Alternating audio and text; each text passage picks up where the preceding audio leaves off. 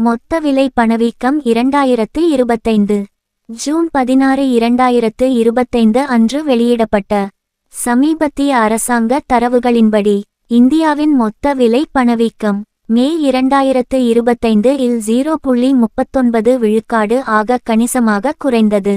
இது முதன்மையாக உணவுப் பொருட்கள் மற்றும் எரிபொருளின் பணவாட்டம் மற்றும் உற்பத்தி பொருட்களின் விலைகள் தணிப்பு ஆகியவற்றால் உந்தப்பட்டது.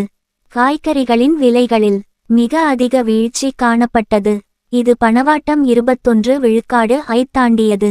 ஏப்ரல் 2025 இல் 0.85 விழுக்காடு ஆக இருந்த மொத்த விலை குறியீட்டு எண்ணின் பணவீக்க விகிதம் மே மாதத்தில் 0.39 விழுக்காடு ஆக குறைந்தது.